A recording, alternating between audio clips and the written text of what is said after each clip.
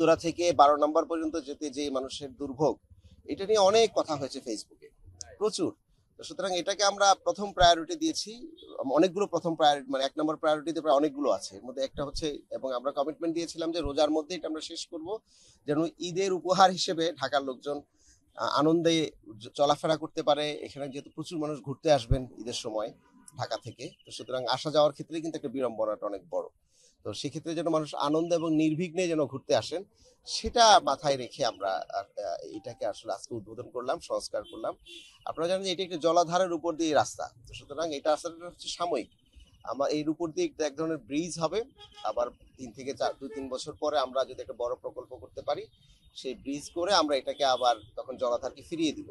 এই মুহূর্তে আমরা ক্যান্টনমেন্ট বোর্ডের কাছ থেকে এক ধরনের পার্সোনালি আমরা পার্সু করে আমরা এই রাস্তাটিকে আসলে সংস্কার করার অনুমতি পেয়েছি, এবং সেটা আমরা করেছি, যেটা আগে অনেকেই করতে পারেন নাই। সুতরাং সেই জায়গা থেকে আমরা ক্যান্টনমেন্ট বোর্ডকে অনেক ধন্যবাদ জানাই, কারণ তারা আসলে সদয় হয়েছেন।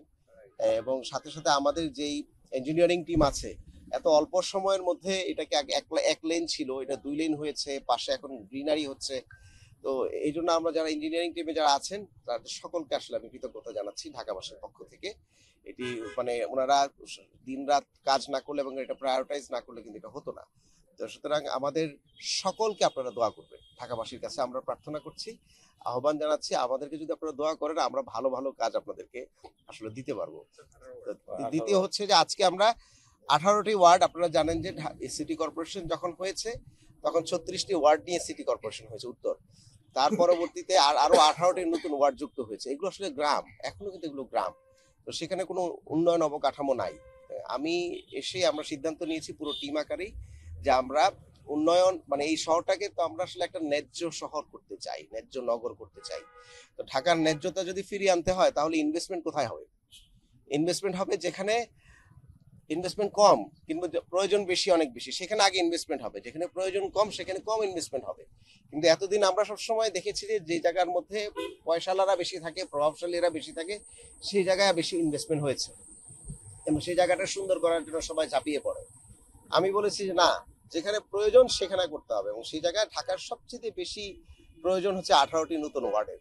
তো সেই ক্ষেত্রে আমরা সেটাকেও প্রায়োরিটি দিয়েছি। সেখানে আজকে 8 কিলোমিটার একটি মেইন যে আর্টারি, একদম উত্তর দক্ষিণে, পূর্ব পশ্চিমে যে মূল যে রাস্তাটা এয়ারপোর্ট থেকে শুরু করে কাওলা পর্যন্ত, হ্যাঁ, সেইটার দুটো ওখানে কনস্ট্রাকশন হচ্ছে, একটি ঈদের পরে ছেড়ে দেওয়া যাবে।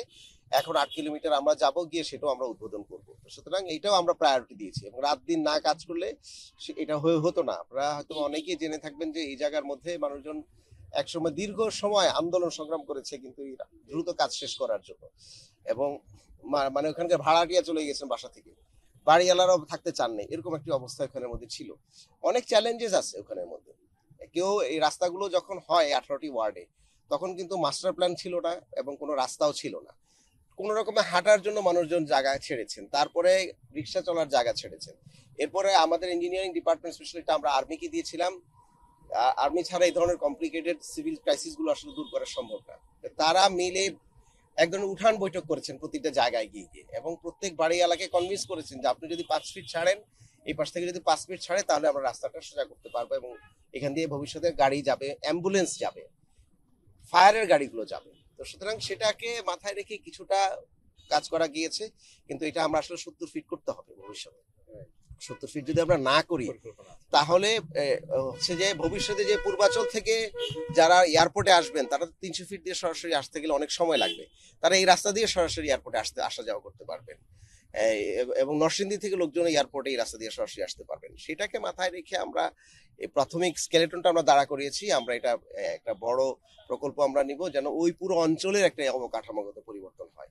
তো সেটাও একটি বড় উপহার তাই সেই অঞ্চলের মানুষের জন্য। এছাড়াও আমরা মনে করছি ঢাকার একটা স্টোরি থাকবে, শহরের একটা স্টোরি থাকে, ঢাকার একটা গল্প থাকবে, ঢাকার একটা ইতিহাস। আমরা যখনই বলি তখন বুড়িগঙ্গা এবং বুড়িগঙ্গার পাশে সেই প্রাচীন মুঘলদের ইতিহাসের পরে কিন্তু ঢাকার গল্পগুলো আমরা এখন আর বলতে পারি না। ঢাকার গল্পগুলো এখন বললে খালি স্যাড স্টোরি মনে হয়, কিংবা সবাই দুঃখ প্রকাশ করেন। আপনারা লক্ষ্য করবেন যে আমরা যখন সিটি কর্পোরেশনের যে পেজটা আছে, সেই পেজ থেকে যখন আমরা কোনো পোস্ট করি কিংবা ঢাকা নিয়ে যখন আমরা কথা বলি, তখন ধর্ম, বর্ণ, রাজনীতি নির্বিশেষে মানুষজন কিন্তু পার্টিসিপেট করতে চেষ্টা করে যে এই কাজটা আগে করেন, এটা করলে ভালো হবে, এটা করলে ভালো হবে না। এটার মানে হচ্ছে যে ঢাকাতে যেহেতু প্রায় 2 কোটির উপরে বেশি মানুষ থাকে, এইখানটাতে মানুষ সিরিয়াস যে এটাকে একটা ন্যায্যতা এখানে আনা উচিত। এবং অন্য যে কোনো পোস্টে কিংবা যে কোনো উন্নয়ন কথা বললেই অনেক ধরনের বিতর্ক তৈরি হয়, কিন্তু ঢাকা নিয়ে কাজ করতে গেলে কিন্তু আমরা বিতর্কের পরিবর্তে আমরা পার্টিসিপেশনটা আমরা পাই, এটা একটা গুরুত্বপূর্ণ। তো সেই জায়গা থেকে আমরা মনে করি, পুরো সিটি কর্পোরেশন আমরা মনে করি যে পুরো টিমটা আমরা মনে করি ঢাকার গল্পগুলো আবার ফিরিয়ে আনা উচিত মানুষের মধ্যে। মানে ঢাকার জীবনটা দিতে হবে, ঢাকার মানুষকে যদি বসবাসের সাথে সাথে তার জীবনকে দিতে পারি, ফিরিয়ে দিতে পারি, এবং সেই জীবনের মধ্যে কি থাকবে, পরিবেশ, এবং তাকে উৎসব করার জায়গা দিতে হবে, তার বাচ্চা কাচ্চাকে খেলার জায়গা দিতে হবে, তার শিক্ষাটা দিতে হবে, তার স্বাস্থ্যটাকে সুন্দর ব্যবস্থা পরিচিত করতে হবে। এগুলো করার জন্য আমরা আপনার এবার ঢাকাতে আমরা এবার ঈদের জামাত করব সবচেয়ে বড় আকারে। ঢাকাবাসীর লোকজন কিন্তু একসময় আফসোস করে বলতো যে আমি শোলাকিয়া যেতে পারলে খুব ভালো হতো। আমি অনেক গল্পের মধ্যে এটা শুনেছি, কারণ এত বড় ঈদের জামাত, ঈদের জামাতে কিন্তু নামাজ পড়া একটা মানুষের অনেক তৃপ্তির ব্যাপার আছে। তো আমরা হয়তো শোলাকিয়া করতে পারবো না, কিন্তু কয়েক লাখ লোকজন একসাথে নামাজ পড়তে পারে সেই জায়গাটা আমরা খুঁজে পেয়েছি। সেটা হচ্ছে বাণিজ্য মেলার মাঠের যে জায়গাটি আছে, পুরাতন বাণিজ্য মেলার যে মাঠ, সেখানে প্রায় 1 লক্ষ 2 লক্ষ লোকজন একসাথে নামাজ পড়তে পারবে। তো সেই আয়োজনটা আমরা এবার প্রথম এসেই করেছি আমরা। এবং শুধু নামাজ পড়ে আবার বাসায় চলে যাবে, তারপরে আবার একটু ঘুমাবে কষ্ট করে ঈদের দিন, সেটা না করে যেন সে একটা ফেস্টিভে অংশগ্রহণ করতে পারে, সেই জন্য আমরা এবার ঈদ আনন্দ মিছিল করছি, যেটা পুরাতন ঢাকায় এক সময় সুলতানি মোগল আমলে ঈদ মিছিল ছিল। আমরা সেই কালচারটাকে আবার ফেরত আনতে চাই, এবং এই মিছিলে অংশগ্রহণ করবেন শিল্পী, সংস্কৃতি কর্মী, নারী, পুরুষ, শিশু, অন্য ধর্মের লোকজন, তারাও আমাদেরকে ফোন দিয়ে বলছেন, অন্য বর্ণের লোকজন আমাদেরকে ফোন দিয়ে বলছেন, তারা থাকবে। আমরা সকলকে আহ্বান জানাচ্ছি, আপনাদের মিডিয়ার মাধ্যমে আমরা ঢাকাবাসীকে আহ্বান জানাচ্ছি যে বড় ঈদের জামাতে নামাজ পড়ুন। ঠিক 8:30টার সময় জামাত শুরু হবে, 9টায় আমরা ঈদ মিছিলটি করব। সেই ঈদ মিছিলে পুলিশের প্যারেড করা ঘোড়া থাকবে, পুলিশের বাদ্য বাজানো যেই ব্যান্ড পার্টি সেটা থাকবে, হাতে আমরা রাখবো না এটা। তারপরে হচ্ছে এই আমরা যে কোনো বিয়ের অনুষ্ঠানে কি করি, ব্যান্ড পার্টি দাওয়াত দিই, তাই না? ব্যান্ড পার্টি থাকবে, ফেস্টুন থাকবে, ঈদ মুবারকের ফেস্টুন থাকবে। অন্য 5ই আগস্টে আমরা যেরকম বিভিন্ন প্ল্যাকার্ড নিয়ে আনন্দ মিছিল করতে নেমেছিলাম, একইভাবে ঈদের দিনে আপনি আপনার মেসেজটা নিয়ে আপনারা আমাদের সাথে যুক্ত হন। এটা আমরা পুরাতন বাণিজ্য মেলার মাঠ থেকে 9টার সময় আমরা শুরু করব, আমরা মানিক মে অ্যাভিনিউ ঘুরে সংসদ ভবনে গিয়ে শেষ করব। এবং সংসদ ভবনের এখানে সংস্কৃতি মন্ত্রণালয়ের উদ্যোগে এই ঢাকার সবচেয়ে বড় বড় গিটার শিল্পী, বাউল শিল্পী সবাইকে মিলে আমরা রমজানের ওই রোজার শেষে এলো খুশির ঈদ, এই গানটি দিয়ে আমরা আমাদের সাংস্কৃতিক ছোট্ট একটি সাংস্কৃতিক মানে পারফরমেন্স করব, এবং অন্য আরো কতগুলো পারফরমেন্সের সাথে লাস্টে আবার একই গান দিয়ে আমরা এটা শেষ করব। এবং তারপরে আমরা আপনাদেরকে মিষ্টি এবং সেমাই খাওয়াবো আমাদের পক্ষ থেকে।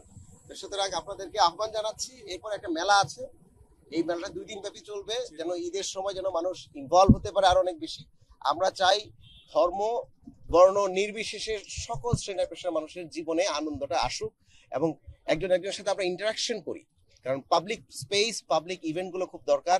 সামাজিক ইন্টারাকশনটা যত বাড়বে আমাদের মধ্যে অনেক দূরত্ব অনেক কমবে, মিস ইনফরমেশন অনেক কমবে, ডিস ইনফরমেশন অনেক কমবে, আমাদের সম্পর্কটা অনেক বৃদ্ধি পাবে। আপনাদের সকলকে আহ্বান জানাচ্ছি, এইবারের ঈদ আনন্দময় হোক।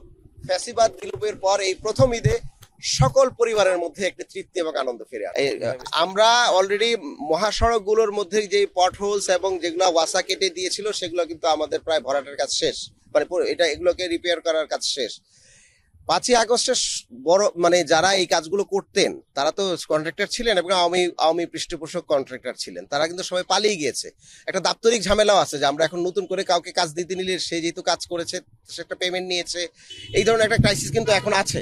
আমরা এটা মিনিমাইজ না করলে কিছুদিন পরে আবার এই প্রশ্নটা আসবে যে আমাদের সরকারি যে পিপিআর এর যে পলিসিগুলো আছে, যে স্ট্যান্ডার্ড আছে, সেটার বিরুদ্ধে কিন্তু আমি আবার চলে যাব। তো একটা দাপ্তরিক সমস্যার মধ্যে আছে, কিন্তু আমরা চেষ্টা করছি যত দ্রুত সম্ভব এগুলো সমাধান করার জন্য। বিশেষ করে 1লা বৈশাখের আগে আমরা মোটামুটি মহাসড়কে আপনারা চলতে পারবেন সেই ব্যবস্থাটা আমরা করে দিব। আর ভিতরের রাস্তাগুলোর জন্য আমরা প্রতি ওয়ার্ডে যাচ্ছি। ঈদের পরে আমি যেটা করব, আমি প্রতিটি ওয়ার্ডে সমাবেশ করব, নিজে হাঁটবো, নিজে হেঁটে দেখব যে কোন ওয়ার্ডের ক্রাইসিসটা কোথায়, সেটা ধরে আমাদের টিমগুলো খুবই ফাংশনাল। আমাদের পুরো ক্ষমতার মাত্র 20% লোকজন দিয়ে আমরা এই পুরো প্রায় 2 কোটি লোকজনদেরকে আমরা সার্ভিস দিচ্ছি। তো সুতরাং তারা নিরলস কাজ করছে।